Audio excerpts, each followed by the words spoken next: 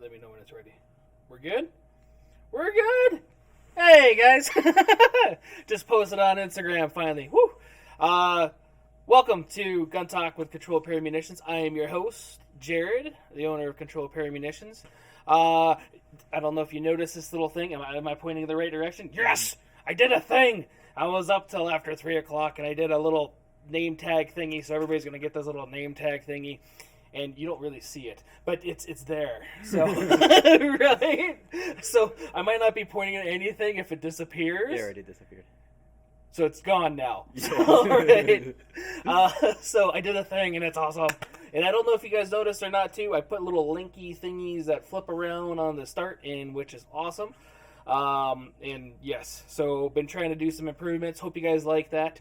And then trying to make this show a lot better and more professional, I guess you could say. So tonight we have a special guest. Her name is Josi. She is a family friend.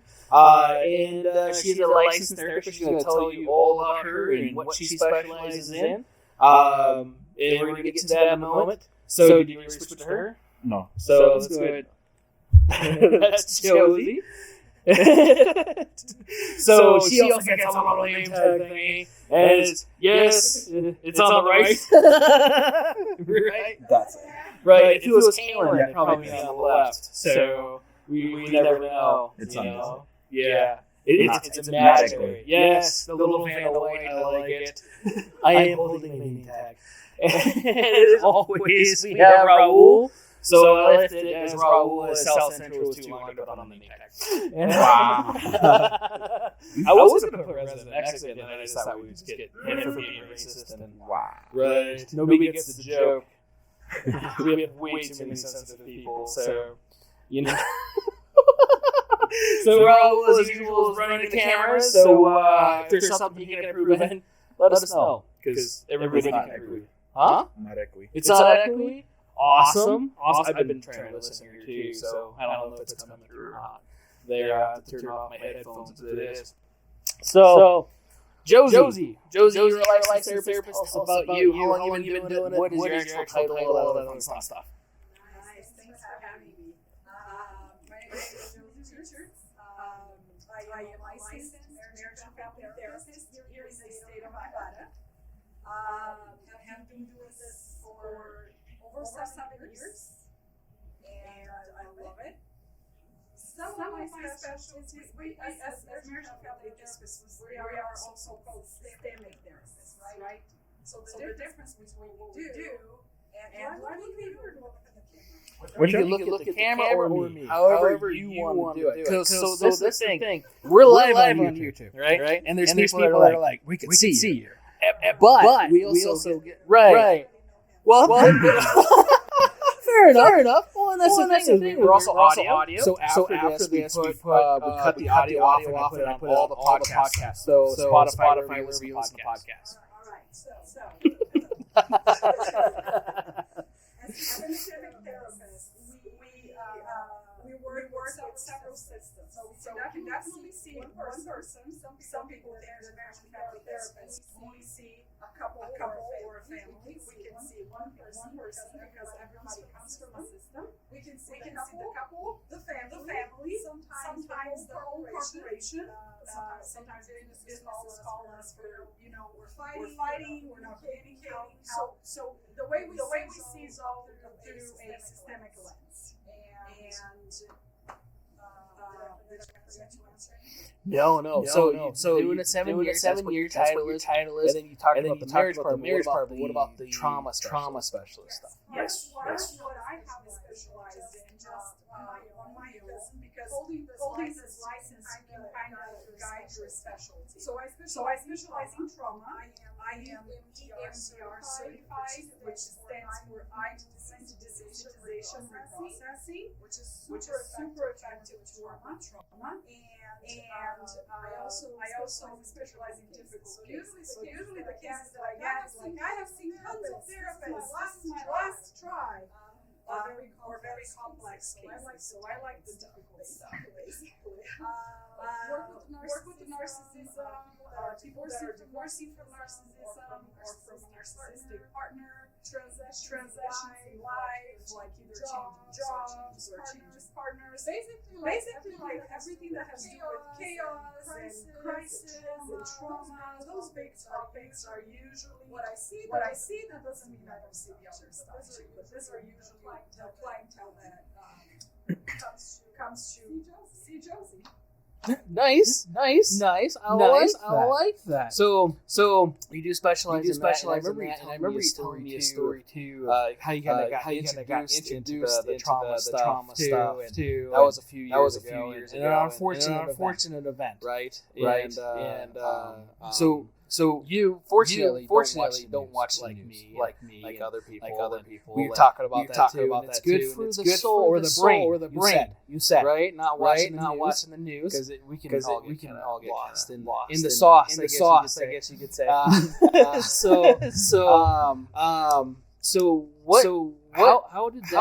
that all start? Right. So number one, I don't think watching the news is for everybody, or not watching the news. Right. I don't think we all fit into just one criteria, right? For me, I was visiting my mom's house, and we are from Brazil, and she had the Brazilian news, and this was about 7 years ago. And the news was related to a kiddo that someone broke into the house and did horrible things, and I literally cried for 6 months. And I decided news are not for me. So ever since I have stopped watching the news.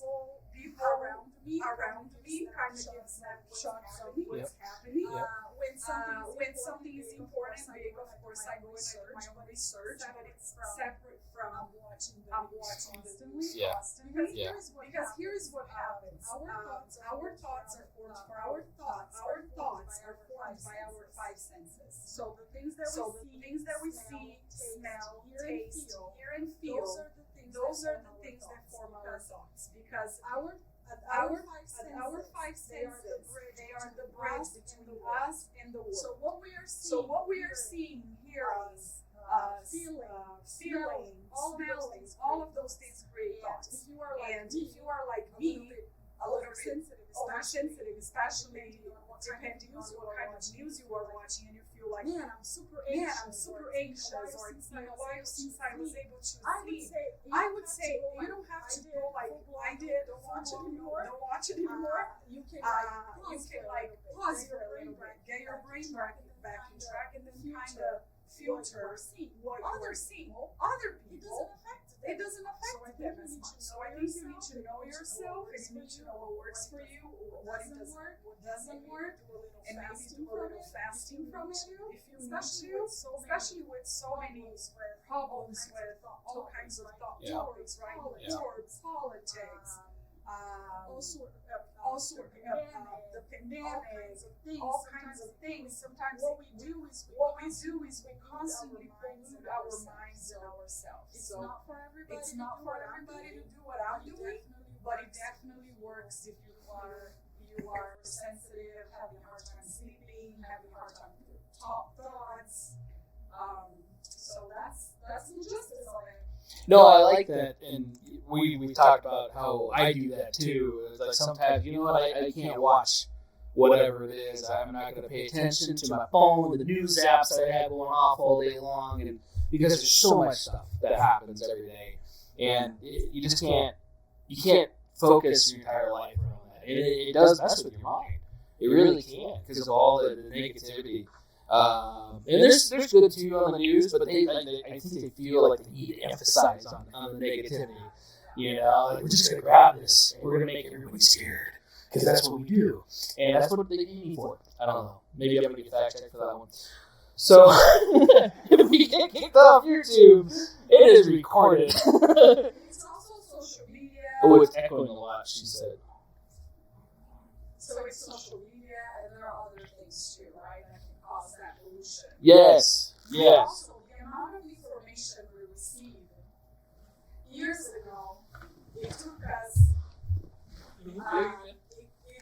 like 10 years for us to get some of the information that we get today in one day. So our brains being overloaded with information all the time that we were not like built for it. Yeah. Sorry, I'm trying to fix our audio. Is it getting better?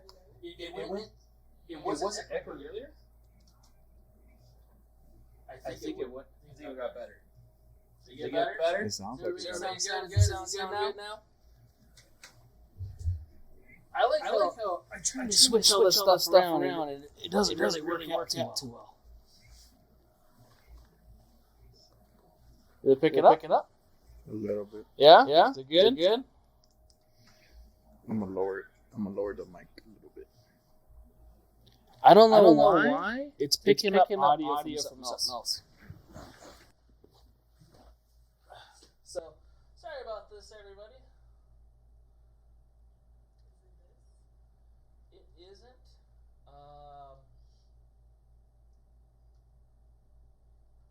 So, it's picking up another mic randomly.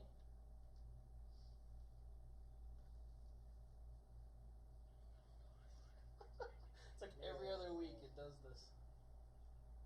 So that also is really low, and I don't know why. So, how's that sound? That sound good? Is that echoing anymore? Alright, I don't know what I did, but it worked. I'll take it. Alright. Take 2.5.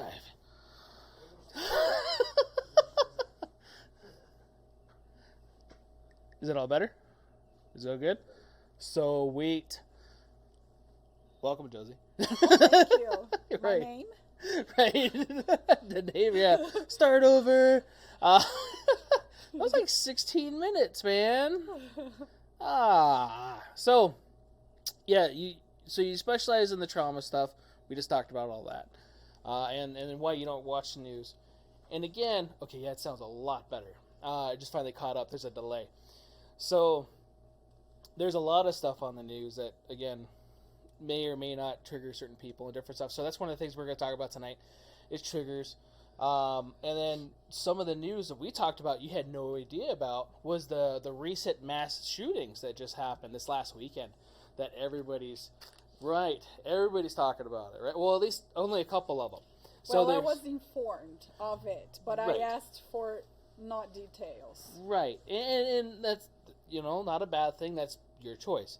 So, and I don't know all the details because, like everything else, there's little bits of this, little bits of that, and the research that you do, and I'm glad that you do your own research, and I applaud you for it because it's hard to get,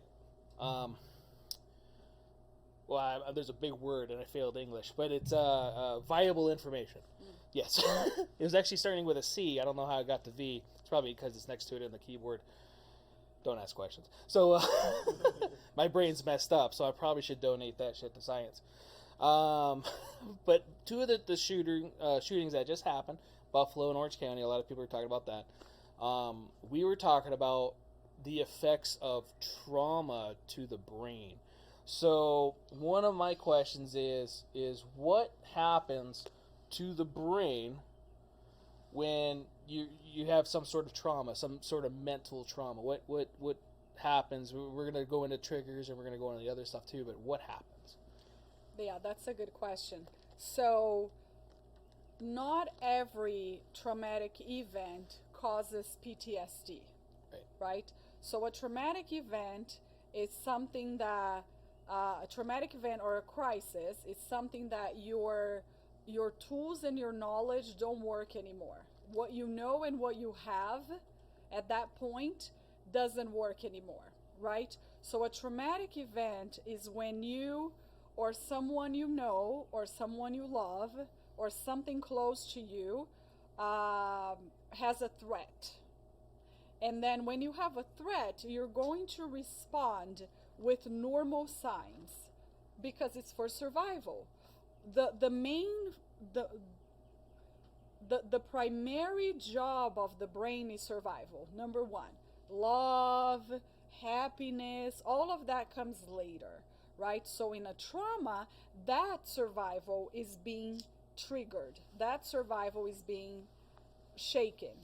Now, is that the instinctive defenses that we talked about? The instinctive defenses. Yes, instinctive defenses. Instinctive defenses Remember, will failed kick English. in. Yeah. Yes. Because right? Because imagine you're walking on a forest and you see a bear. You're not going to go like, well, let me think about it. Let me call my mom and see what I should do. The instinctive defenses, which are fight, flight, freeze, attachment, cry, or submit, will automatically kick in for your protection. Right. Most people know just the 3 Fs. Right. The fight, freeze, and flight. Yeah, fight, freeze, and flight. Right. Which, and I always say it backwards because, again, my brain needs to get donated. But but there's two more. We learned about that, or at least I learned about that the other day. Right. We talked about that. And yeah, there is also another study that I didn't bring because I like to bring just things that I'm familiar with. Mm-hmm. That suggests there is even another one. Okay? Oh. So I like to use this book. This book, you have, there is the website there if you want to buy it. This one is for therapists because this one is more like in a presentation format. Right. But you also have, which I know they have different coverings, but they're the same. And you guys are going to have my number later. So this one is for survivors. So if you want to study more about this and know, this one is for survivor. Again, they're basically the same thing. This one has a little bit of a different language that is easier to understand if you're not a mental health professional. And they're both available to buy. You don't need to be a therapist to buy. So I just want to say that I'm using the material from this book. It's not my own material that I developed.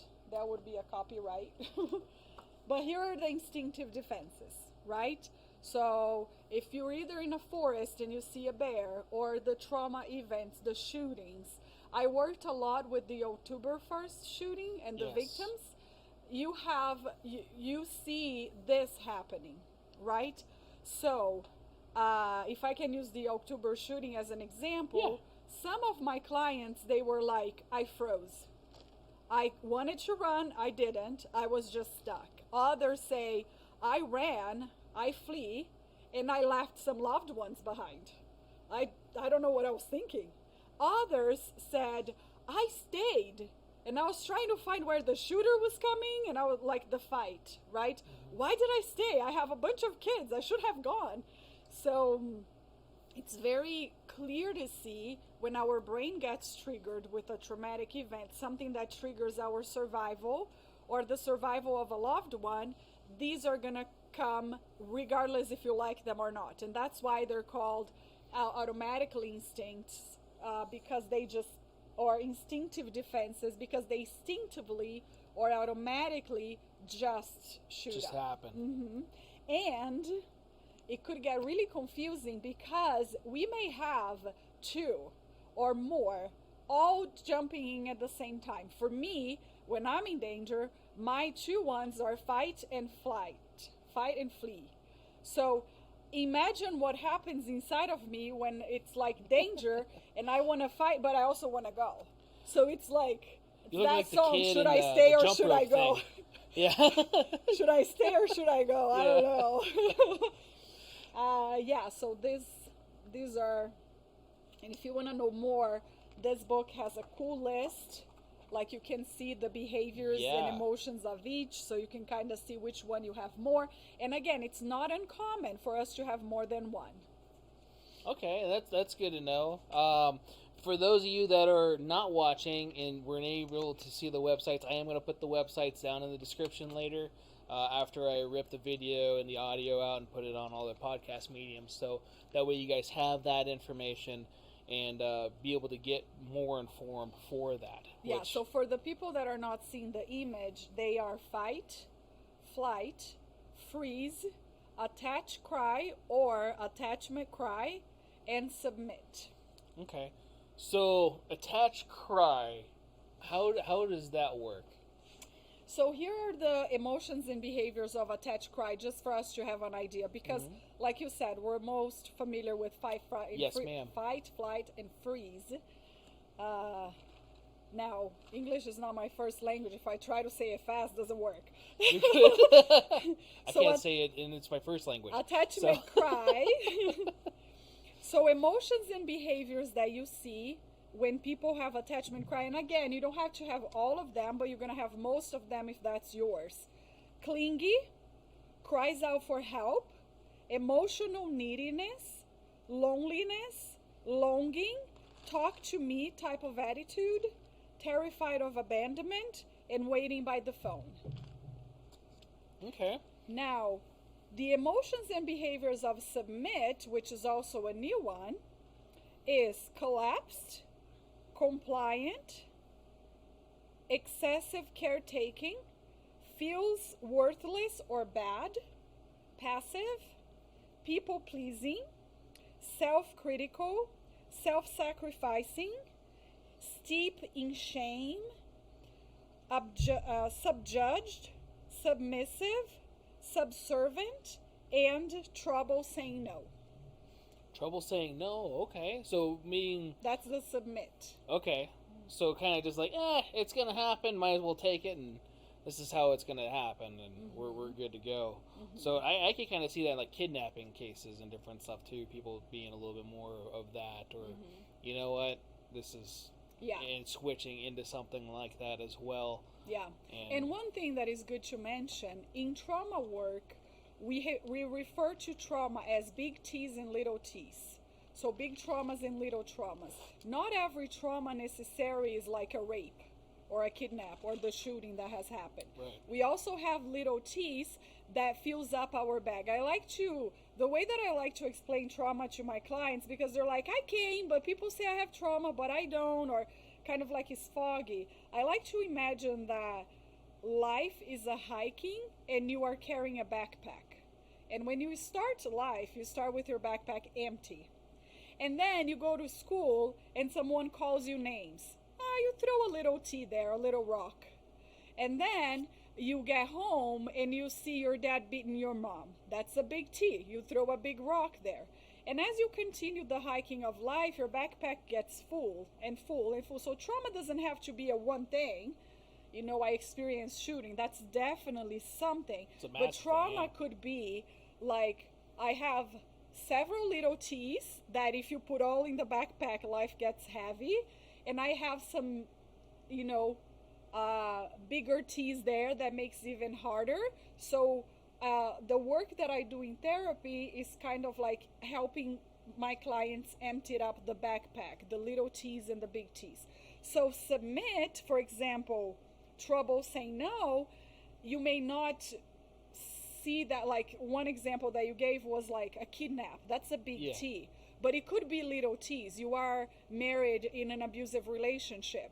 Yeah. And submission. And the person is like, you have a hard time saying no. You have a hard time saying no, and it's really hurtful. But it's not a big T. It's a little T. 10 years of marriage, 10 years later, your backpack is like you can't carry anymore. Is unbearable, and because you're full of little T's. But I never had like a rape. Well, but your backpack is full of little T's, so it's really heavy. Okay. I like that, and we kind of talked about that too, how it progresses, and it can progress into a bigger thing, and it's good to know, because a lot of stuff that, like myself, I didn't know a lot of that until we talked about that the other day. Would you like me to read the other ones? Yeah. Since I read the first two? Yeah, well, again, those are the two that we didn't know, right? And we should be more familiar with those, because those are the newer ones. Everybody's more commonly known with the fight, freeze, and flight, and or maybe not. So yeah, for sure. Let's start with you choose. Dealer's choice. Let's go to freeze.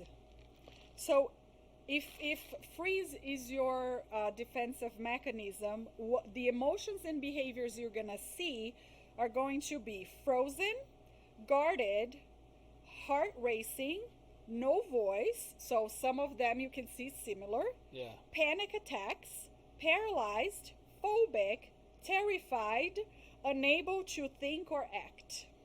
Okay, and that makes sense because you're technically freezing. You're sitting there, and a lot of people do that. I've seen a lot of people where there's a delay, where they get scared and like, I don't know what to do, and then they react afterwards. So it could be a very sudden thing, or it could be an after thing. I told you I don't like going to haunted houses, and I don't want to because I'm more of a fight.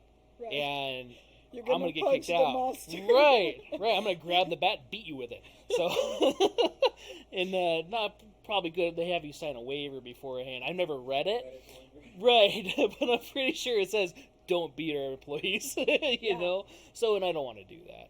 Yeah. But that's me. I don't run the other way. I jump towards that, and I don't like it. Yeah. So, and it's a good thing and a bad thing in some cases. Yeah. But that's an interesting thing about instinctive defenses, because usually people don't like the instinctive defenses that they have because they think another one would be better. Okay. But the truth is, instinctive defenses are fighting for you to be alive. Rather if it's freeze or fight or attachment cry, that's your way for your mechanism to stay alive. And going back on the example of the October 1st shooting, I didn't have not even one survivor that said, I was proud of what I did. Because in crisis or in trauma, we don't really know what's the right thing to do. Right. So the people that stayed, of course, this is like the small amount of people I saw. Yeah. I'm not speaking like this happens all the time, 100%. They're like, why did I freeze? I should have done something. Yeah. The other one that did something said, why didn't I run? I mean, what was I thinking? My mom was at home. And, so everybody was like, I should have helped more people. Yeah. I should have gone back. Yeah. So it's like, because when we're in trauma, what is the right thing to do? Like, there is no right thing to do, because if there was like, oh, this is the right thing to do, and if you do this, you solve the problem, then I don't think it can characterize as a trauma or a crisis or a chaos. Right? And it's like that in a lot of things. Hindsight is I don't know if devil's advocate is the good way to say that, but it's a thing that plays with our mind, especially after an event. because I could have did this, I could do that. Exactly. And it could be the smallest thing ever. Yeah. You know, like, oh, I could have just turned the gas off when I left the house, you know, Exactly. or whatever it was. Yeah, you could have. Yeah. But, you know, it didn't, and stuff happens for a reason, and it's hard for us as humans to correlate that with our brains. And I also think, like, we have this drive to be better. Yeah. What can I improve? How can I do better? How can I avoid this trauma next time? So that's why all those scenarios plays into mind. I just want to say again, this material is not mine. So if you have the survival version, that's going to be, everything that I'm reading is going to be on page 13. And if you have the therapist version, which you can have it, you don't need to be a therapist, it's on page 15. Okay, if you decide to buy the book and you want to read, that's where I'm reading from. Now let's go to flight. Okay, so emotions and behaviors of flight would be addicted, ambivalent, binge watching, listening, or reading. So you do a lot of binge watching, watch a lot of TV or social media, listening or reading. Compulsive, eating disordered, foggy, lost in fantasy, numbing behaviors, smartphone checking, spacing out, and urge to escape. Man, that sounds really familiar. All right. So that was me. Which one was that one again? Anyway, this one was the flight. The flight? Oh, shit. Oh, okay. I mean, I'm saying I'm going through a lot of trauma or anything, but, I mean, then again, my phone, oddly enough, is kind of, I never thought that it would be my life, but it runs the business pretty much. Right. So with all the emails and the social media stuff. And so. And again, it's normal as you read, as you read this or you listen to this, it's normal for you to pick one and here and there. Right. Because at times, too, they come all at once. Yeah. But we usually have one or two that are our strongest, our go-to. That doesn't mean that you're not going to identify with here and there things from them. Like, one person usually doesn't have just one, and that's the absolute, always. Yeah. Okay. So the last one is the fight, which is controlling, explosive, full of rage or anger, hostile, hypervigilant, judgmental, rigid, and suicidal. Oh, wow. Which you don't have to have all of them. Right. But, if that's yours, you're going to have most of them. in it. Okay. I was like, God, I never thought about doing that. I mean, in the event of somebody like jumping out at me, I don't know. Or where a bear is coming after me. I'm just taking wants a hug. You know? All the bears that go, hello, come over here in my little cage with me. And the people that jump in that do, I don't know if you've ever heard of that. There was a couple people, I think San Diego Zoo, even like the LA Zoo, they'd have bears like, hello, oh, they just want to be my friend. And then they'll jump in. I'm not making this up. And they'll jump in and be like, I just want to be, and then, it lights out. Food. Yeah. Right. Yeah, future bear poop. That was a young And it's the bear's fault, right? Or Harambe. Remember the gorilla? Poor Harambe. That was the gorilla. I don't even remember what happened. I'm going to get fact checked, so I'm going to leave that one alone. So I should have did research. I didn't even think we were going to get into that part. So PTSD though. So this stuff does happen in an event of, say, a trauma event. The instinctive defenses. So PTSD is something that happens afterwards. Now, we talked about the other day. It took a while for that, but now new studies have shown that PTSD shows up sooner. Correct? Yeah. So the criteria for PTSD is pretty large. So when we want to diagnose something as mental health professionals, what we use is called the DSM-5. Okay. DSM-5, the diagnostic criteria for mental health. And it's 5 because it has been revised already 5 times. Oh, okay. See, that I was going, 5H? Yeah. How does that? No, mental health? we had the first one, and then new research came about because science and computer and the way that we study the brain, all of those things causes for us to go like, oh, we thought we was this, but actually this one fits better. So we have been having revised improvement and changes some criterias, and some we thought it was this, but it was this. So the last one we have is the 5. Okay. And so you open the DSM-5 and you go through the criterias, right? And we have 8 until 8, from A to letter H of criterias for the DSM-5. So it's not only like, oh, this bad thing happened and I have PTSD. No, you have to go through the criteria, and you have to be having those for at least 1 month. So if you present something yesterday, that does not mean you have PTSD. That means you experience a traumatic memory. Some brains adjust that on its own and it doesn't become a PTSD, and other brains, then it becomes a PTSD. One of the biggest criterias of PTSD is that it stops impairing for your normal life. So either school or work, you have a hard time doing things that you had before. And of course, like I said, it goes from A to H, and it's different for kids under 6 and kids 6 and above, all the way to adults. So it's divided in that too. So you need to have those criterias for at least a month. Okay, so that's good to know, because I kind of joked about that reporter the other day when we talked about it, where he shot an AR-15, and it was like, oh, I have PTSD from shooting an AR-15. You remember that from a couple years ago? I think so. Yeah. British. Was it the British guy? British guy. I don't remember who it was. Yeah, if it just happened and you think you have PTSD, that's not, like, if you go to any serious mental health, you're not going to be diagnosed with that. Right. So I just want to make sure that we put that out there. If you shoot a firearm for your first time and you don't like it, it just says you don't like it. It's not for everybody. So, although it's really fun, but yeah, it's not for everybody. Right, it is really fun, and you've enjoyed it, and you've become an avid gun owner and shooter and different stuff, and which is awesome. You got to shoot your first 50 cal. That one time we went out and had desert days. I got a big purple bruise here that I was really proud of. Really proud of. You have the thing? Yeah, no. Ding, ding, ding. It was right there. For those of you listening to the podcast mediums. Yeah. What was that? Right. So it was a really big gun, and it was like one of the professional ones. Because I don't know those names, right? But I was like, it was fancy. I showed you the video.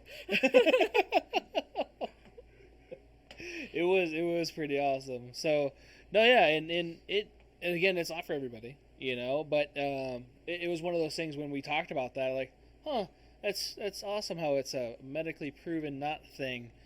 So I could probably talk about that because that's factual. Without getting kicked off. Right. Again, if we get kicked off YouTube, I'm recording this and putting it on Rumble and and everything else. It doesn't matter. I will be shared. Right. The First Amendment will not be infringed. Well, that's the Second Amendment too, but at the same time. So PTSD being after a traumatic event, and then that remembering of that, which is called triggers, right? Or a form of a trigger, something that happens in your life day to day, whatever it is, that may or may not cause a triggering event. Mm-hmm. So, like I've had military students, for example, where loud noises do that. A lot of guys that come back overseas, a lot of the loud noises, they have to go through a lot of therapy to get back to normalcy. And a lot of people don't understand that.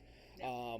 So, like, we're in a transmissions class, and it gets really loud in there. We use hammers and big metal benches, and it gets loud, and, like, you might want to bring earplugs, and I'm not trying to be funny for them, but at the same time, like, dude, I don't know how you're going to react. And I'm glad you told me beforehand, because some people know. Some people are like, if this happens, something's going to happen. I don't know what it's going to be, but something's going to happen, and you may not like it. So for some of us, we don't know what our triggers are until something happens, right? So what are triggers, and how can maybe we can identify our own, especially if something were to happen? Yeah. That's a very good question.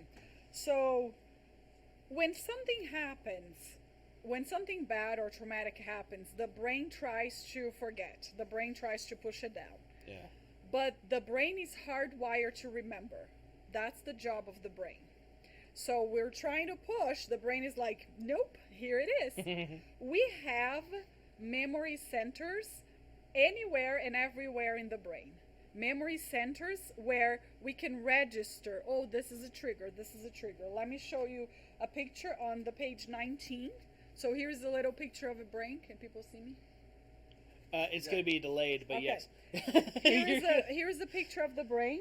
And as you can see, all those lights, we know that the brain is working when the brain lights up, right? So all the lights are triggers, which they can be anywhere and everywhere. We have triggers of movements, images, body sensations, thoughts, emotions, tastes, smells, and sounds. So let me give you guys 2 examples. 3 actually. Supposedly, when you were little, you were bitten by a dog. And now you're walking, there is a dog coming your way, and the dog is on a leash, and it's far from you, and you are freaking out. Now, out of a sudden, you remember visually, you have the image of you being bitten by a dog.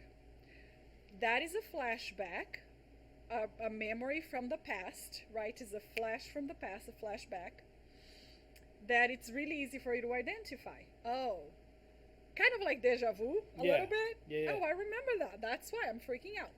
But when it's a smell, or a movement, or a sound, might be a little harder for you, because if it's visual, you go like, I'm being triggered.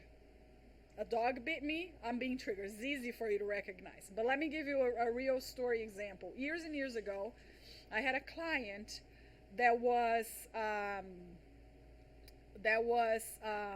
recovering from cancer. And the client came and I explained all of this, and the client was like, oh, Josie, this makes so much sense. I was in the hospital recovering from cancer for 3 months. And in the hospital, I had this lovely smell. Everybody that came to my room said, wow, it smells amazing. Now, in my house, I have the same smell in my half bathroom downstairs. And you can pay me $1 million. Nothing makes me go inside of that bathroom. Sometimes I'm tired because I'm still recovering, but I have to go all the way upstairs and I need to use my bathroom upstairs. Every time that client was entering to the half bathroom, the brain was saying, you have cancer, you're going to die. Oh, wow. That was a smell flashback. Different from the visual flashback, different from the visual trigger. Oh, that dog was just similar to the dog that, bit me when I was little. This one is a little bit more it's way harder to identify. I'm being triggered because the smell was in the hospital and it's telling me I have cancer. Yeah. Then I have a second example about related to movement. Had another client came to the office and said, oh, my brother-in-law is coming and I hate my brother-in-law. I was like, what's going on? So talking a little bit about the brother-in-law, we came into the conclusion that this person had a very, very difficult relationship with the mother-in-law. The mother-in-law and the brother-in-law moved the same way, and this client was able to see the way that he opens the doorknob. It's the same way as my mother-in-law opens the doorknob. So the moment he walks in, my brain is already triggered telling me that's your mother-in-law when they're not. Oh. So this is an example of movement trigger. Okay. So I'm going to read the list again. Our triggers could be sights, sounds, smells, tastes, sensations, movement, emotions, and thoughts. Okay. All of those things could be triggering you without you having the knowledge that you're being triggered, because they're not visual. They're not necessarily a flashback that is visual. Okay. So, and that again, good to know. A lot of people don't know that stuff.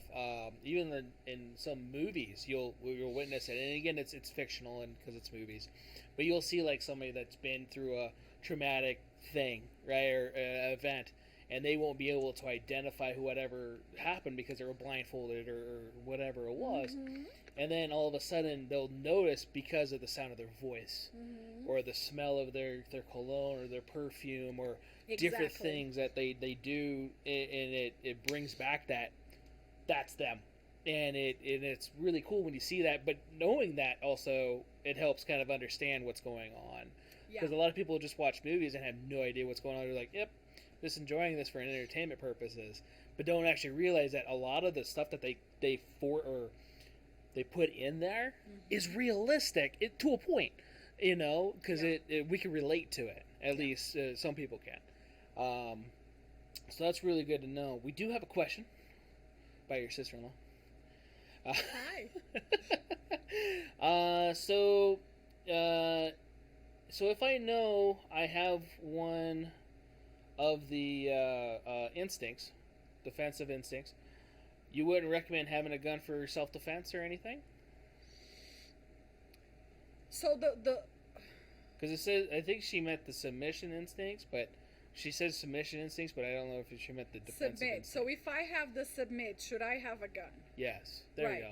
I don't think having a gun is related to just one factor, right? There are a lot of factors that would put in place in order for you to own a gun or not. Right. When an instinctive defense is kick in, whether if it's fight, flight, freeze, submit, or attachment cry, depending on the amount of self-awareness you have, there is not going to be a lot that you can do about that, right? Once you create an awareness, okay, when I'm in danger, this is what I use, this is my go-to, this is what I do, then you can kind of train yourself to go with it, make it work for you instead of against you. But remember that what any instinctive defense is trying to do is to protect you, is for you to be safe. So in that sense, I don't believe there is one criteria. If you submit, you need to have a gun. Yeah. There are some people that are submit that having a gun would be a good idea, and there are some people that are submit that having a gun, it's not a good idea, because you may submit so much that you go like, here, you can have Right. Right? There's stories of that happening. Exactly. That people break in the house, and instead of defending their family, they're just like, well, here you go. What else do you want? Right. And Right. Which I don't think there is a good or bad instinctive defense, because if someone is breaking to your house just to get the stuff, oh, you want my computer, take and go, you may have just saved your family versus try to fight them. Right. So I don't think instinctive defense, like I said, when you learn what instinctive defense you have, usually you're not going to like it. Yeah. You think another one is better. Why do I have this one? Right? Unless it's fight, usually the people that have fight are a little bit proud of it. Some people are. Some people Yeah. are. And like I told you, when I met Danielle and we moved in together, I was always scared of her stepson jumping out at me because he was trying to jump scare me all the time. And I like, one of these times, I'm going to connect and I'm going to not know it's you. And I'm going to feel really bad. Please don't. Yeah. And I was worried, because he's this little kid and he's trying to be innocent and cute and funny. And here I am, obviously a lot bigger than he is. And I'm going to feel like dog shit, if I hit this little kid and on accident, especially in the dark. You know what I mean? And I don't want to do that. And I don't think anybody would like to do that. But I know what you mean. A lot of, I'm this kind of guy. And, I'm very cocky and whatever else. And Right. yeah, it's probably Which not could be really dangerous, right? It can be. Yeah. It can So I be. think one thing that is interesting is that when we receive an information, rather if it's like the information is someone attacking you or a trauma, right? Everything that we see, hear, feel, smell, that's information to the brain. When we receive information, rather if it's in a conversation or a situation that is happening, your brain is going to filter that information through some filters that you have. One of those filters is the filter of information. So now, just watching this podcast, you have had tons of information that maybe you didn't have before. So next time something unfolds in front of you, your brain has one more layer to filter that through. So maybe before you were a person that just submitted, and now you go like, oh, I know that this is what I'm doing, so I can do this instead. Yeah, because we can kind of break ourselves out of that. But like I said, some people have a delay, and then they usually counteract that with another form of the instinctive defenses, to where it's like, okay, I know that this event's going to go on, or this is going on right now, maybe I should do this. Yeah. And we do that naturally without even thinking a lot of times, right? Yeah, it's so fast. Yeah. Right. And so she also just asked about training. So training can make me fight against my instincts, and that kind of goes in with that too. A lot of like muscle memory. So muscles don't have memory, but we use that term as something repetitive. If we're practicing something, if we're doing something over and over again, and we get into that situation of, oh shit, instead of doing whatever our natural defense is, we actually react towards that could be in a positive way, and hopefully save somebody, or save yourself, or save your loved ones, or whatever, because you already have that in you, and it actually takes over your natural instinct, which is really weird, but you can kind of train your body and your mind to do that. Is that correct? Yes, but I also think that that's a very hard thing to do. It takes time. To go against your instinctive defenses, is it possible? Yeah, military people, for example, go against their instinctive defenses all the time. Yeah. Like the enemy's there and you're going towards, right? Yeah. When I think it's good for us to know what our tendencies are and for us to practice that. But if something really big were to happen, then most likely, unless you have had a severe, intense train, you would divert to your instinctive defenses, because that has saved you so far. Yeah. Right? Right. We have that naturally stuff in ourselves, in our DNA, because of survivability since the dawn of man. And I also think that it's important for us to have, as human species, for us to have a mixture of all of them. Imagine if all of us were fighters, or all of us were attachment cry, it would be a disaster. So having a cluster of all of them in unity helps us save each other, protect each other in an instance of a shooting or a big disaster. We need the people that flee. We need the people that fight. We need the people that submit. Right. We need the freezers. I think in a combination, I think it's really good for us to have all of them. Yeah, no, I definitely agree, because if you have just all of one, it's kind of hard to take care of some of the other people that may have been subjected to that traumatic event. So like a mass shooting, and staying there, taking care of people instead of going and fighting, or whatever it is. And even fighting could be taking care of that person. Mm-hmm. It's not actually fighting. It's, I'm staying here and I'm taking care of this person right now. I'm not running away. So, and I don't remember if that was part of one of your things, but that could be another form of that, at least in my mind. And I can be wrong, because obviously I'm not a professional, but at the same time, it makes sense in my mind, right? So, I got another question about, and I actually brought this up the other day, and I forgot to add that to my little listy thing that we wrote up the other day about all this stuff, because there's so much stuff. And we could actually be here for hours, and I promise you we'd be here for an hour. So, my first client is at 6 a.m. tomorrow. See? Yes. And that's another reason, like, okay, we're gonna make this short, fast. The last couple podcasts we've been like 2.5 hours long.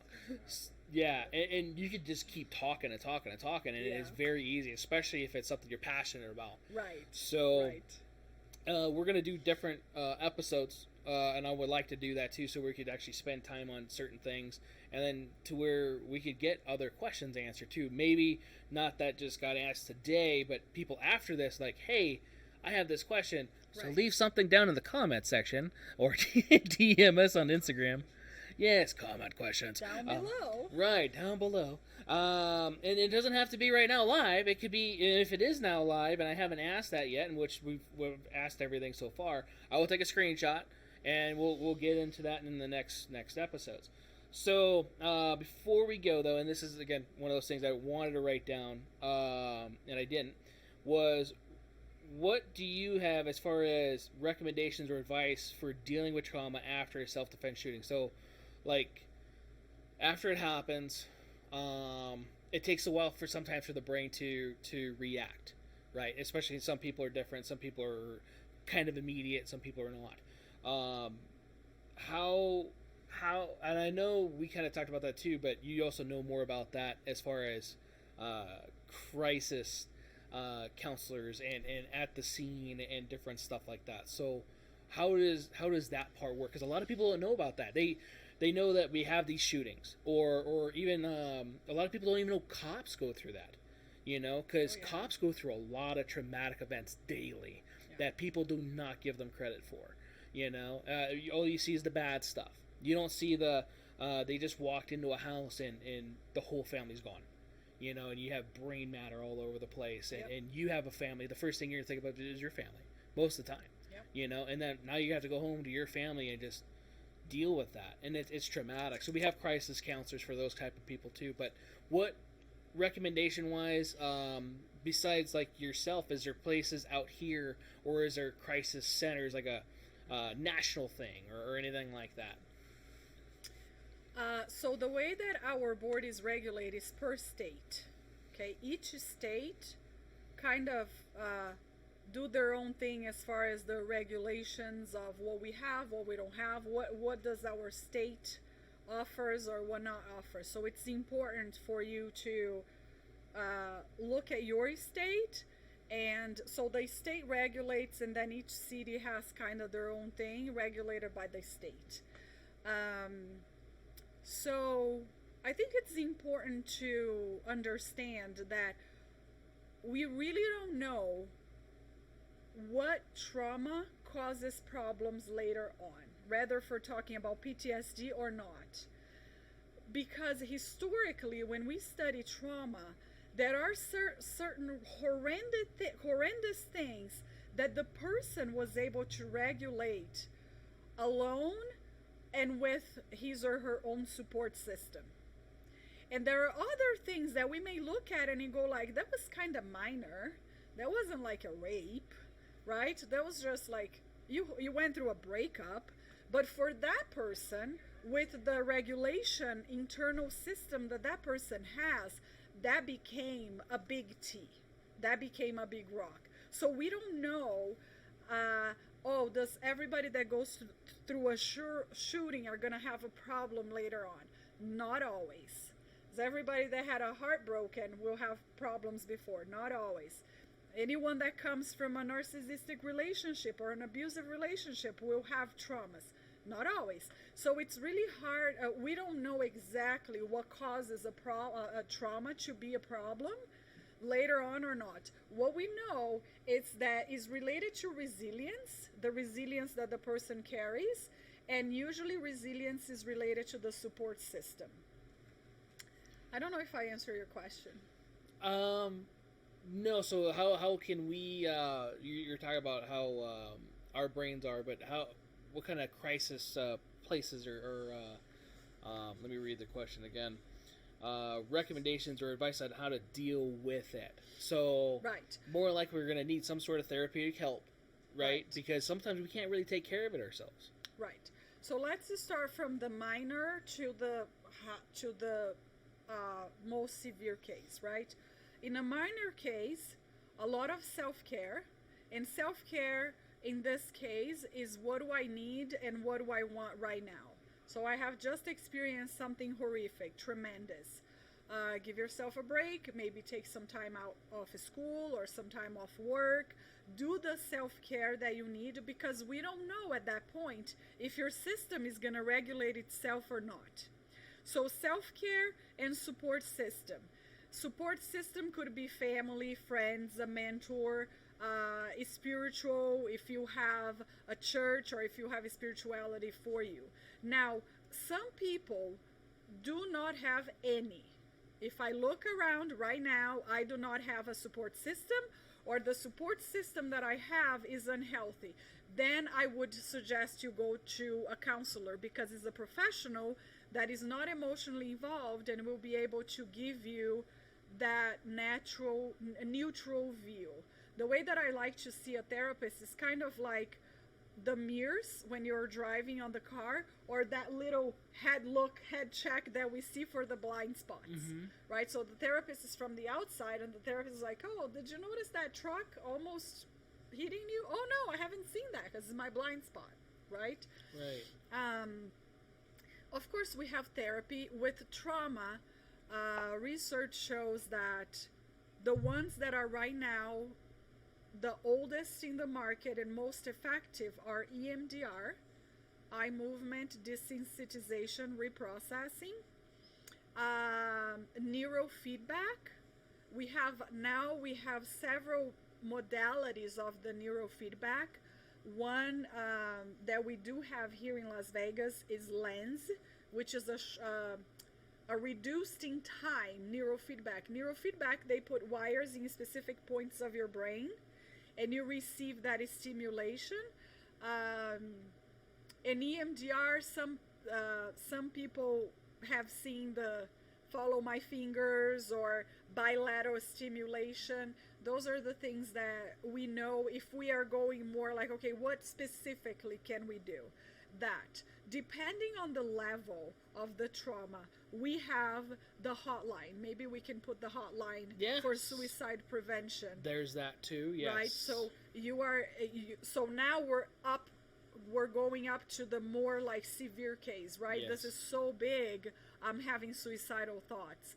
Then the hotline is 24/7, 100% free, and everybody there is highly trained to help you with that one, right? Support groups, support system. So it's all about like, don't do it alone. If you don't have a support system, go to a therapist. Right. But find a support system, right? So because you experienced a trauma, the level of care that you are going to need, it will come with your own observations and see what's working for you and what's not working for you.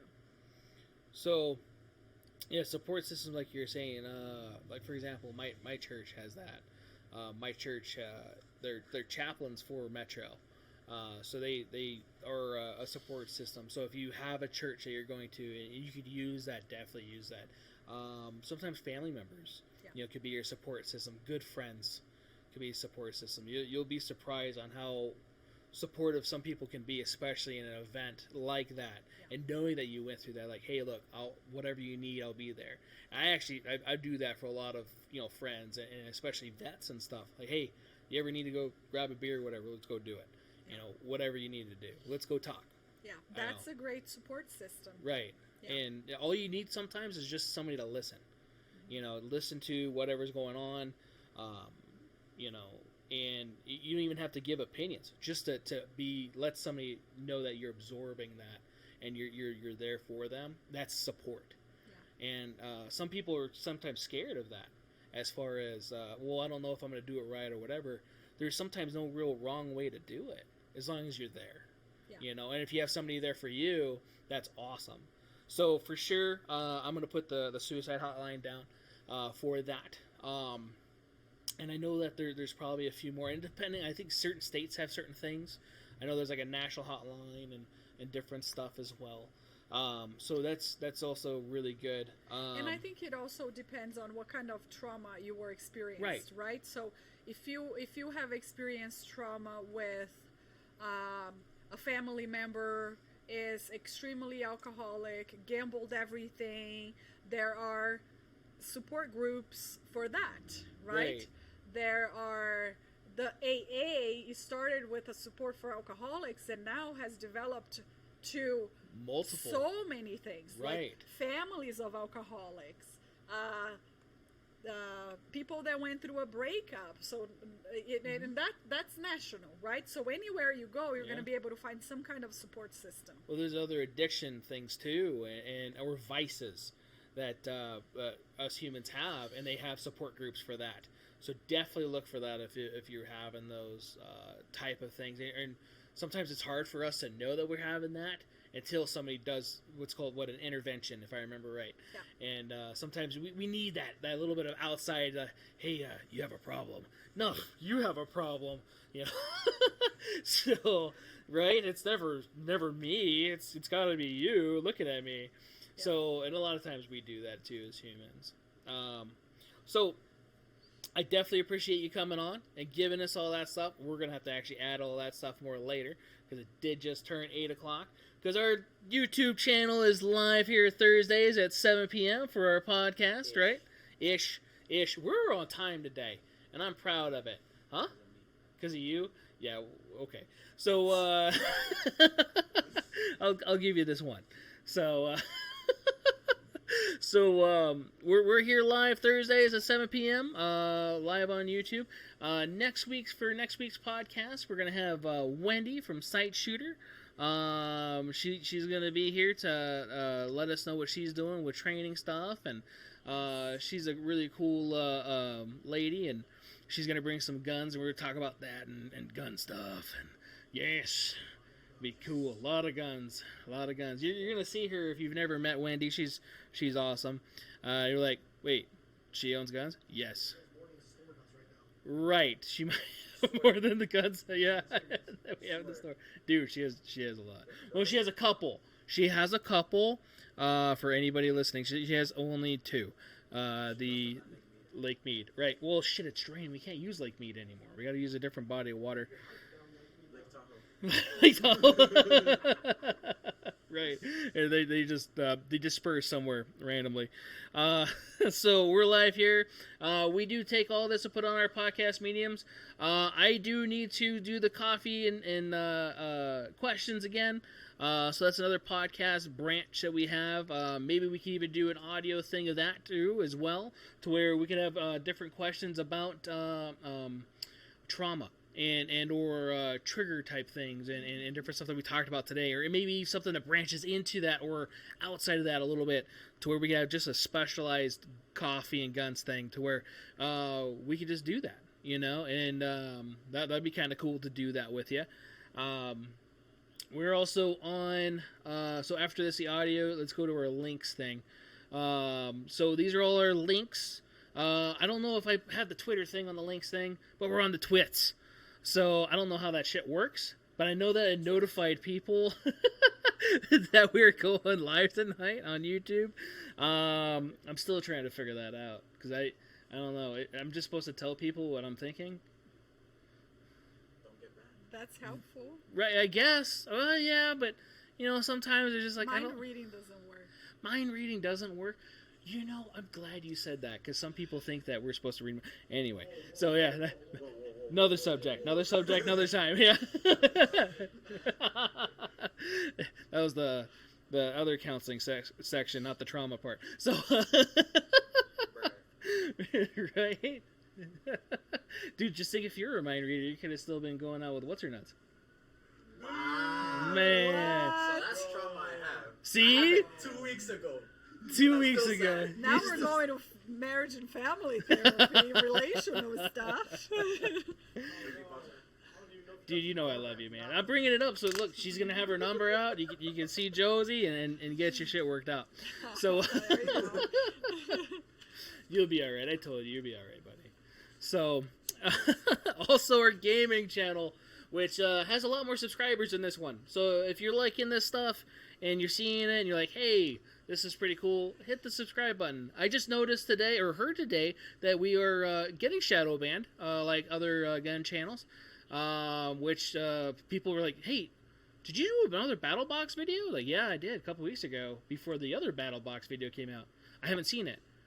Yeah, I submitted it a long time ago. Well, a lot of our videos are doing that, and a lot of gun channels are like that too. So definitely, if you guys could like, comment, hit the subscribe button, hit the bell notification. It helps all us us gun 2A people because, unfortunately, there's not a lot of stuff for us to do, man, to get our stuff out of there. Our screen turned white, and I don't know what that is. The gaming channel? Oh, there it is. Okay. It just turned white. That was awesome. So, other than that, I appreciate you coming on. Again, this is going to be on all the podcast mediums and stuff after this. And yeah, Josie, you're awesome. Thanks again for coming. Thanks for the drink. So if you guys saw the drink, this is called the pink drink, and she thought I was making this shit up because I was making fun of some of her pink tools the other day. And you were going to go to Starbucks the other day, right? And it wasn't because they were pink. It's just because they were from China. And so... What? China. China. So I was doing some work at our house, and some of the tools were failing me, and maybe I was failing the tools. But they were pink. They were pink. And there's nothing wrong with pink. We're all pink on the inside. So, here we are. You didn't think about that till now, did you? So he's making fun of my pink tools. Right. And I'm going to get some other stuff that we needed with his wife. And I was like, hey, let's stop at Starbucks. What kind of drink would he like? And he was like, the pink drink. I was like, yeah, right, whatever. What drink do you want? And it was like, and his wife was like, no, it's serious. He wants the pink drink. I was like, really? Right? See? Now you heard of it. Get the one with the coconut milk. It's really good too. So anyway, thanks again for the drink. This is awesome. Now I gotta have a whole bunch of these strawberries in a minute. Appreciate it. Thank you guys for tuning in. Don't forget to like, subscribe, hit that bell button, and take her easy, guys. Thank you.